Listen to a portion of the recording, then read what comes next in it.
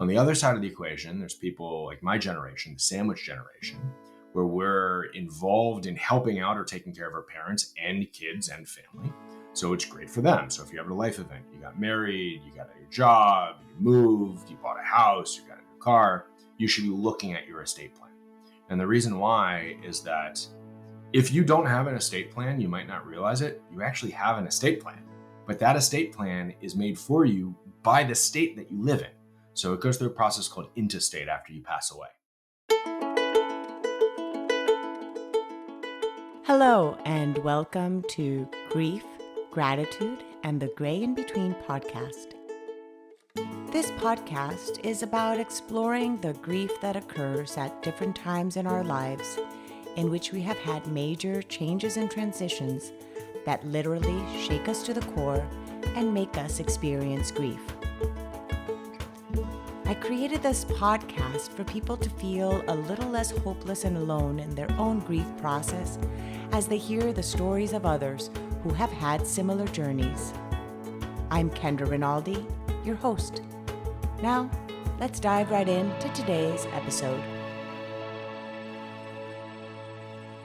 Today on the podcast, I have Adam Zuckerman. He is the founder of Buried in Work, which is a leading e-commerce platform specializing in estate planning and organization. And we will be talking a lot about how it is he ended up doing this line of work and your own grief journey. So welcome, Adam. Thank you. It's great to be here today.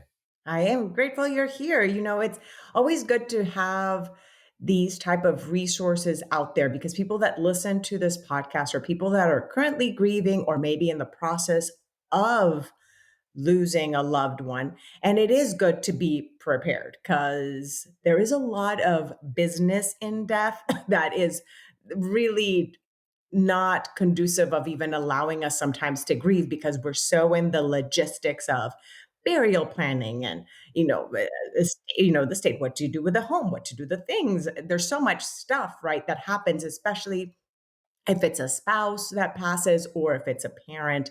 Those type of dynamics happen. So we will be chatting about that in your own journey. So let's just chat for more. We were starting to talk offline as I was figuring out my microphone and audio. Where you live and where did you grow up? I live in Potomac, Maryland, which is right outside of Washington, D.C. And I did not expect it, but this is actually where I grew up as well. So I left for a little while. I lived in Miami and New York and St. Louis and California.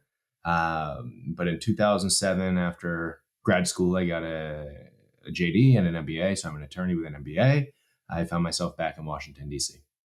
Well, it's a good place to be in that attorney field too, right? Did you end up working in any line at all with anything in the government in any moment or not?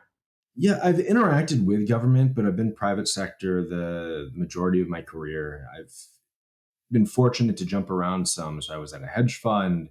I was an entrepreneur and futurist for Discovery Channel's parent company. Really exciting job. I've worked in clean energy. I've helped startups. And most recently, I started Buried in Work, where I've been spending the vast majority of my time lately. So let's talk about that. First, let me ask you more about your own family dynamics. We know your father passed away, but tell me about your own little family nucleus when you were growing up in Potomac Yeah. and your family dynamics. So I am the youngest of three children. Both of my parents were from Long Island in New York. My mom was a teacher. My dad worked for the government the majority of his life at the IRS. At one point in time, he was the director of federal, state, and local governments and said, go audit Michigan, that type of thing. My two older sisters are great. One lives in Canada now. One lives in Olney, Maryland, just a few minutes away from us. Both have kids. And I was fortunate, very close-knit family. We speak all the time. Dad was hilarious. Mom is supportive and intelligent. Just a really good family dynamic that I'm very grateful to have. And then what year did your father pass away and what were the circumstances of his passing? Yeah, he passed away last August, which was a bit of a surprise, but also not unexpected. What I mean by that is about 7 years ago now, he was diagnosed the first time with leukemia. So he actually had 5 cancer scares before he finally gave in or succumbed, however you want to phrase it.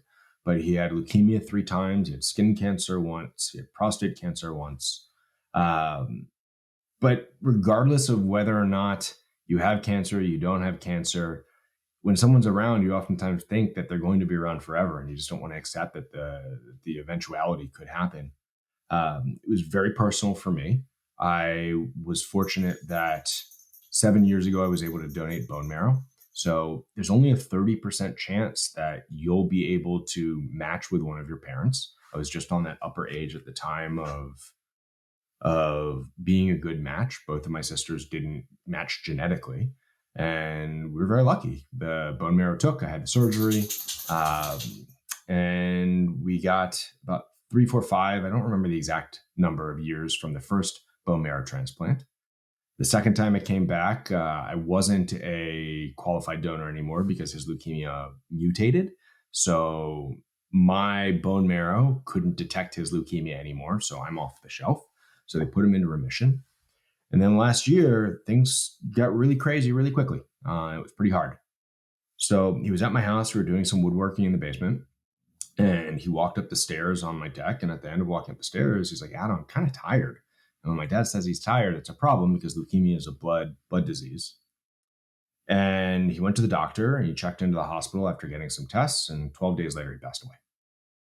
So unbelievably too quick. That is the interesting thing with these type of cancers, especially when you've already been on remission or you kind of think everything's good, and then all of a sudden something like this happens, and then it feels like really quick, like you didn't have Mhm. time yet. He'd been able to succumb, let's say, not like Yeah. beat the odds other moments, and then all of a Mhm. sudden, and it's even when we're prepared, it still seems quick. Like we're never really prepared, even though we all know we're going to die. We're still not prepared. It's unbelievable. I mean, he was completely fine. I say completely fine in quotations. Mhm. For 6 years, he got to travel around on and off. He was supportive and happy and funny, and still went out and went for bike rides. Like he was around, like full mental capacity too. And literally up until 2 days before he passed away, he was having conversations with people. Um, it happened way too quick. He is a very organized person, but what we found in the process of transitioning the estate to my mom, she's still around. I was deeply involved in that process. I was named the executor in his will. Even though you think you're organized, unless you've gone through it before, odds are you aren't. And in a weird way, the whole premise of Buried in Work started by accident, but it is unbelievably cathartic for me in the sense that I'm able to take what I've learned during the process, built upon it with the help of a lot of experts, and it's great to see that we're helping a lot of other people in the process. Yeah, it's those little things of our own experiences. Many of us can do then something with them. And it's not to say that everybody has that responsibility of having to carry on and kind of change the world after their own experience. That's not what we're saying. But for some of us, that ends up being the way we even process our own grief is by putting something out there for someone else. And in your case, this is Buried in Work, is this tool that you've given for others, but it was also then a tool for yourself and your own grief journey too. So tell us about Buried in Work and what is it that it offers in this planning, and then we can talk deeper about that. Yeah, so Buried in Work is a company, it's a website, so really easy to find, buriedinwork.com, slightly punny. And effectively what we're doing is we are creating a wealth of information and resources to simplify estate planning and end of life tasks all the way through estate transition and probate. So if you're a do-it-yourselfer, we want to create a wealth of information that you can come to the website and find what you need, not only on a high level, what do I need to organize my estate information, family member information, pet, citizenship, career education history, residential history, your digital legacy, platforms and situations, financial assets, financial liabilities, list goes on and on and on. But really the nitty gritty of I need to figure out how to shut down an account with Amazon. Who do I call? What do I do? I want to search for unclaimed property in one of the 50 state databases or one of the 8 federal databases. How do I do that?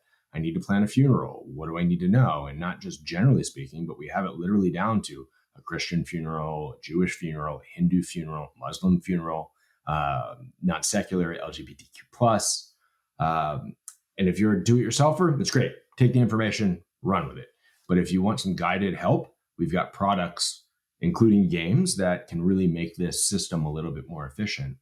And what we found is that it is unbelievably important to get organized as quickly and as soon as possible. And the reason why is that the average estate takes over 570 hours to administer in the country. And I don't know about you, but most people that I've spoken with don't have a free 570 hours. And if you're going to bake a cake, as the analogy, and someone comes over to your house to bake the cake with you and you don't have the ingredients, it's going to take you a lot longer to make that cake because you have to go to the store and get all the ingredients and hunt them down. And it's even worse if you don't have the recipe, right? You're really starting from scratch. But if you bake that cake a lot and you have that recipe and you have all your ingredients, it's a lot easier for you to process. So if you can get that recipe together, if you can get those ingredients together, so your family, your loved ones, your heirs, your executor has everything they need at the time that they need it, when it's not, a great time for them to be focused, stressful times after someone passes away, it's going to make everybody's life just a little bit easier. So that's been really Oh, working. well, it seems like it could go for anybody. Like for somebody that is like you said, very intuitively can kind of do it themselves, or if you want somebody to just do it all. So it's easy to follow Mhm. system. Now, is it mainly for someone that wants to like okay, like let me ask you this. Who are the ideal users that Okay. you'll like, yes, who are the ideal users? Let's put it that way. Yeah, so that's a great question. If you're alive and you live in the United States, it's probably a good tool for you. That's the quippy answer. But the Quickly, yeah. reality is that we're creating resources for different markets and for different users, I guess. On the one hand, if you think of business to consumer, so B2C type market, there's the age group 65 and above. So every single day in America, 10,000 Americans turn 65. That means that by the end of the decade, the number of people that turn 65 are going to double. And in 10 years, the number of people that are 65 or older are going to outnumber that below it, which is just nuts. That means we're facing the largest transfer of wealth in the history of humanity, $84 trillion over the next 20 years. So if you think you're getting up in age or you think something might happen, this is a great resource to help you get your stuff in order. On the other side of the equation, there's people like my generation, the sandwich generation, where we're involved in helping out or taking care of our parents and kids and family. So it's great for them. So if you have a life event, you got married, you got a new job, you moved, you bought a house, you got a new car, you should be looking at your estate plan. And the reason why is that if you don't have an estate plan, you might not realize it. You actually have an estate plan, but that estate plan is made for you by the state that you live in. So it goes through a process called intestate after you pass away. And if you don't want the state and the government to decide what's going to happen to your assets, it's probably a pretty good idea that you get everything in order and organized so that doesn't happen. That is so helpful. And especially if there's certain things you mentioned, certain religious backgrounds, even if there's certain things that are desires based on your even your own upbringing and religious that you need to make sure that it occurs when you die, then if you just leave it to the state and not have something already planned, those wishes might not take place, right? Yeah, that's exactly right. So what's really interesting is that certain religions have specific traditions for funerals and end of life. Some religions even say this is how you should craft your will. You can go to our website. You can learn about that in the free checklist and guide section. You can pop through. It's a new company too. I mean, Yeah. when did you start? When did it start? So we started it last November is when we launched the Oh, website. yeah, it's Within super new. 2 days, Yeah. we had over 10,000 visitors to the website, which is crazy. We are working with individuals. We're working with companies right now, tax prep, attorneys, real estate agents. We're working with HR benefits. We created games to help you have conversations with people. Like, there is a need in the marketplace that people are really interested in simplifying things. And fortunately, as my friend said, you're the right person at the right time to start the company solving the right problem. And Mhm. it's not just me who's working on this. There are a lot of people that are involved now, and we're able to develop products really, really quickly to help a lot of people. Okay, so somebody can go up there, they can then look at the list of what is it that, like, even for the requirements of their Yeah. will, based on that, and go ahead, follow from there since I just took you on this tangent. So a will is a foundational element of an estate plan, but anybody that says that this is your estate plan or what you need without talking to you, don't listen to them. And the reason why is that you're unique, just like everybody else, so your circumstances are going to be unique. And it also has to be tailored to the local jurisdiction where you live. So your will, if you write it down in one state, it might not be legal somewhere else, even though it's legal where you live because you haven't met their jurisdictional requirements. How many signatories? Who are the signatories? How old are they? Do you need it notarized? Things like that. So you can come to our website. You can learn those specific basics on a state by state basis that we're getting through right now. But what we won't do is actually make your will for you. We won't make a will. We won't make a trust. And the reason why is that because this is so specific, we don't want to do that. We want to help you get all your information organized. So wherever you are right now, your family can step in and manage your day-to-day affairs, literally all the way down to like, who's my gardener, if you have a gardener at your house, and take that information over to an attorney. And if you buy the products, which is really neat, the average estate attorney charges between $150 and $400 an hour in the country, which can get pretty expensive.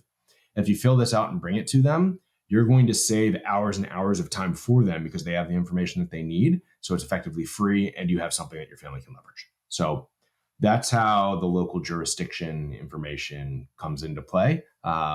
It's really important to get ahead of this stuff. Yeah.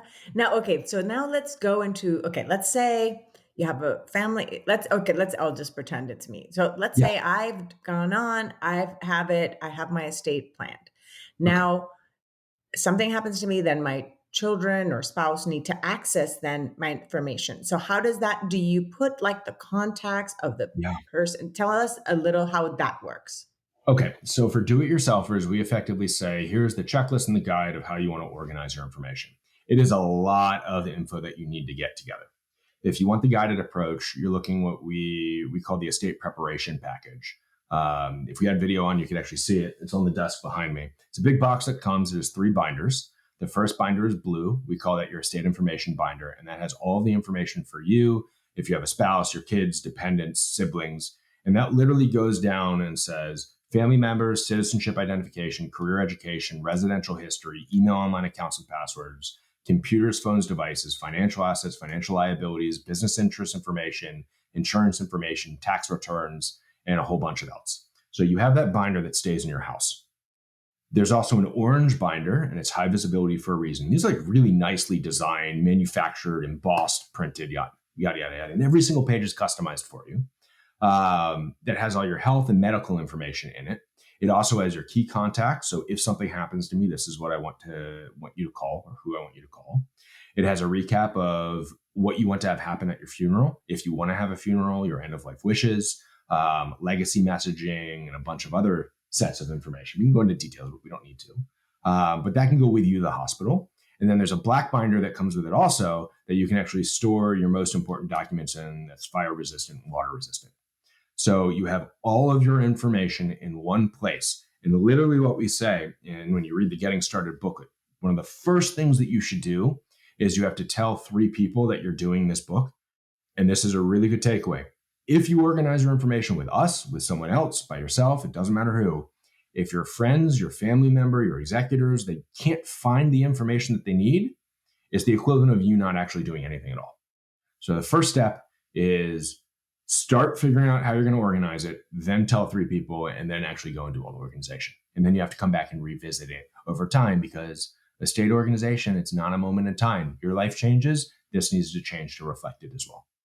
Yes, that's exactly what I was gonna say is like, because let's say my husband writes somewhere where all the passwords are to all the things. But if I don't know where he's stored that, like how do I go in, right?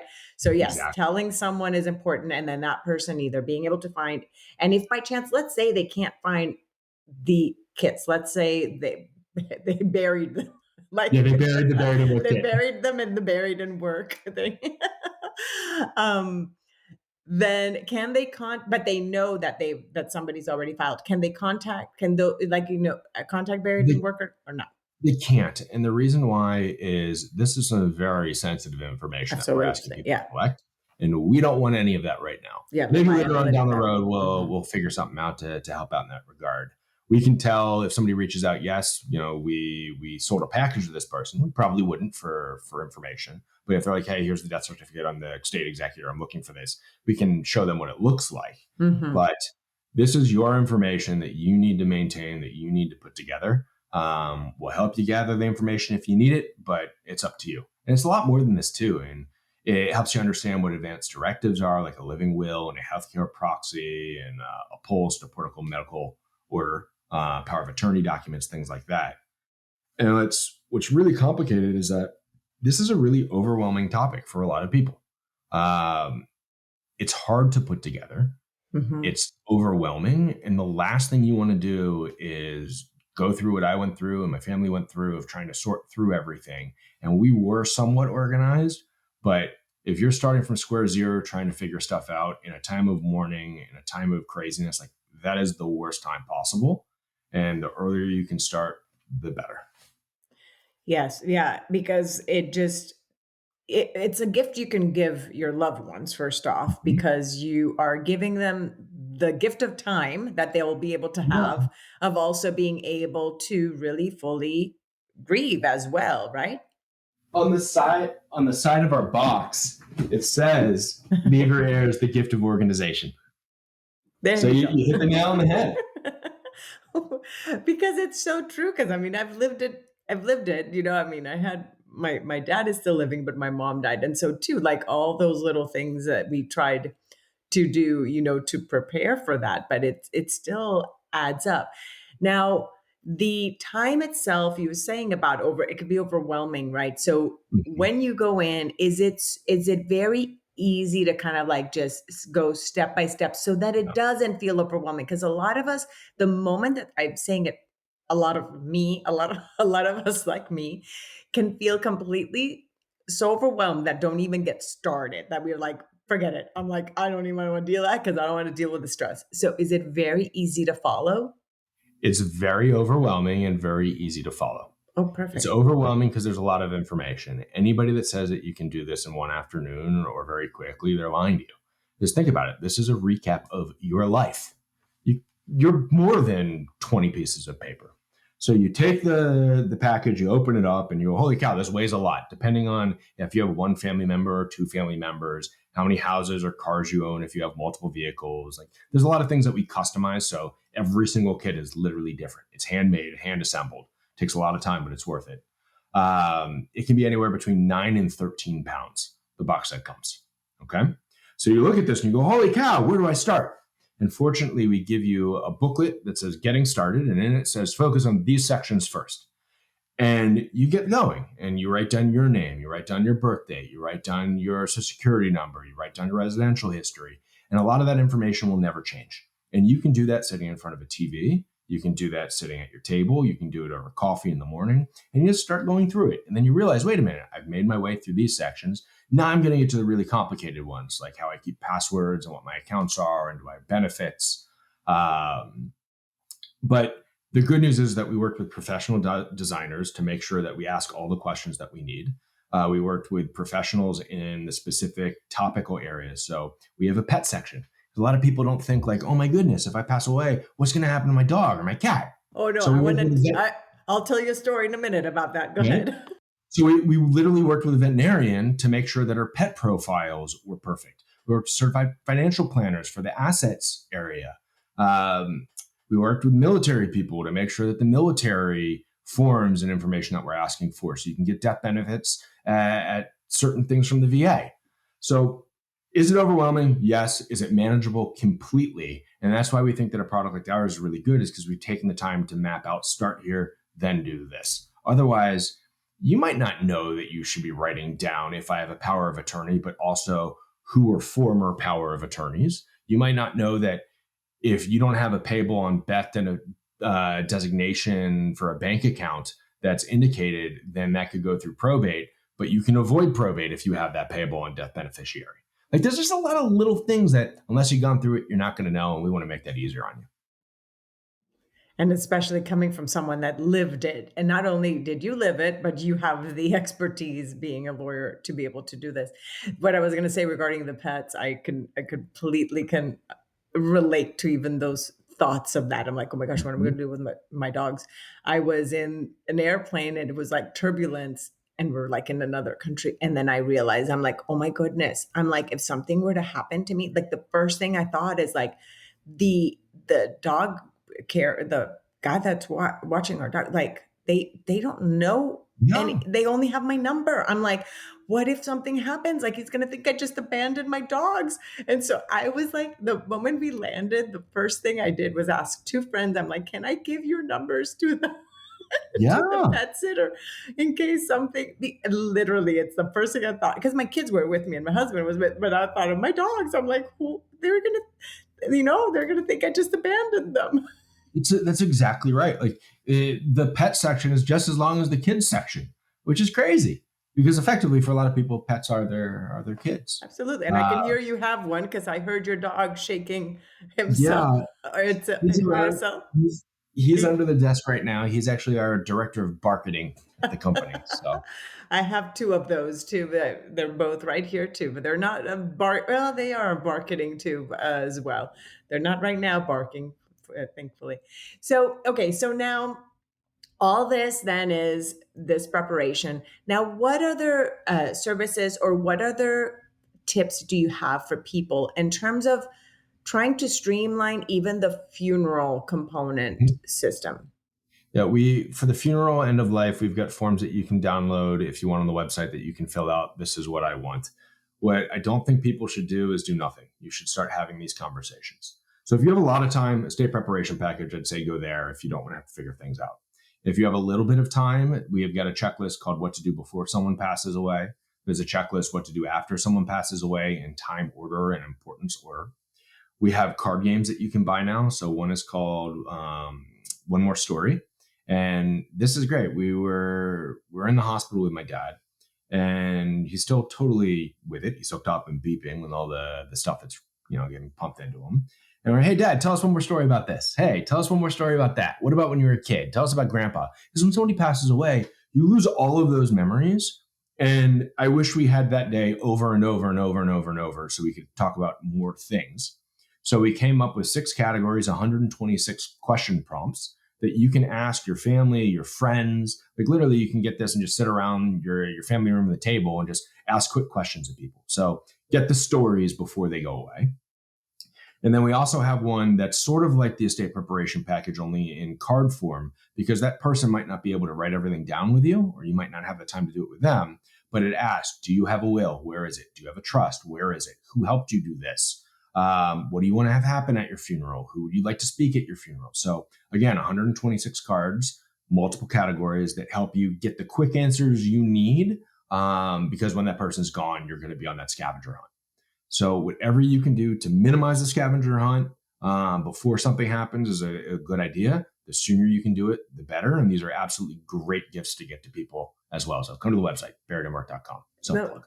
they're perfect. And let's just quickly before we go into like the wrapping it up, I want to Yeah. ask you like in terms of this, because that's the thing I think people struggle the most is breaking this taboo of talking about death. So even like if okay, yes, I get this gift and I'm like, oh my goodness, now how do I start asking? Because what if your parent is not sick, right? And it's like, how do I start asking this without saying that I'm wishing their death, the death, by saying this because there's so many taboos. I mean, I have this podcast for a reason, and it's to break these taboos about talking Mhm. about grief and talking about death. So, how can people kind of ease into this conversation, or what have been the feedback you've gotten? I cannot tell you how many people have reached out that have said, how do I talk to my mom and dad about this? Like, I can't bring it up with them. They think that everything's organized because I have the code to the safe, right? In air quotes, which really is like a small piece of the puzzle. So we created a page called Start the Conversation About Aging with Your Parents and make it super easy. So we've got a quiz that you can take. It takes 2.5 minutes. So whose estate are you interested? My estate or someone else's? If you're calling for your parents, choose someone else's. It'll give you a score from 0 to 10. And then if you get a 3, if you get a 9, if you get a 6, it doesn't matter. You then call up your mom or your dad or whoever you want to talk to and say, oh my goodness, a friend told me about this quiz. I took it. The results aren't as good as I think that they should be. Can we talk about this? And boom, you've got your entry. Because the entry is the hard part once you have that stage set. And if they say, yeah, we'll do it later, it's up to you to go back and say, hey, you said it's later. Guess what? It's later. We're going to start having this conversation. There you go. Nice and easy. Perfect. Yeah. Sometimes you just have to be a little more bold and frank in Yeah. these type of issues, because if We, not, then yeah. we even give quotes on the website. So you can cut and paste the message. Mom, Dad, I took a quiz about estate planning. I'm surprised by the results. Next time I see you, can we chat? That's all you need to say. Boom. Hey, Mom, Dad, I recently completed a quiz on estate planning and found the results quite eye-opening. When are you free to talk? I just took this interesting estate planning quiz and was recently surprised by what I learned. Can we talk about it the next time we get together? Love Like, it. It's like cut and perfect paste, icebreakers. super easy. Yeah, Perfect. like this doesn't need to be hard. It just is really intimidating until you start. And then you realize that when you start talking about it, not for everybody, but for a lot of people, it's really cathartic. I mean, people are scared. People want to open up. People want to have conversations. But if they don't have the ability to start that conversation, if you can help them start it for them, it can be a good result for everyone. Yeah, and even they might not start it because they're also maybe scared, scared about like how you're going to feel as a kid, right? Having to hear your parents say, "By the way, when I die," this is, and you're like, "No," so it's good. It's okay. You can be the bold one and start the conversation. Whoever's listening to this, you can be the bold one. Now, Adam, any tips that you have or any other words that you want to share with the listeners before we tell them again how to get a hold of you? Yeah, I think it's just reiterating what we've spoken about. It's a complicated process. The sooner you can start, the better. You do not want to do this at the end of someone's roadmap. And the reason why is you've heard the saying, we've all heard the saying, nobody on their deathbed is like, hey, I wish I worked more. It means that they want to spend more time talking to their family. You don't want to have the conversation in the last few days if you have even advance notice, because a lot of people don't get any advance notice. Heart attacks, getting hit by a bus, you draw the analogy.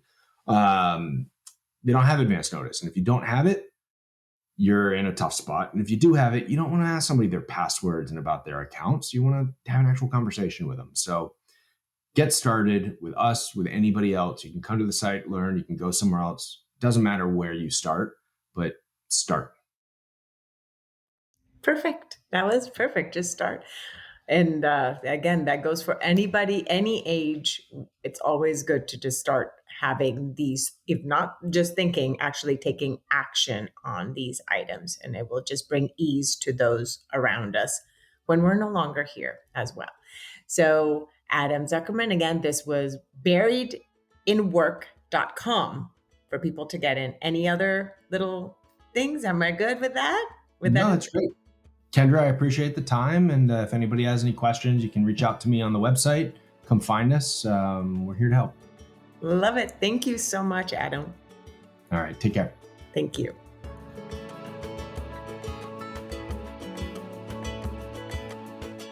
Thank you again so much for choosing to listen today.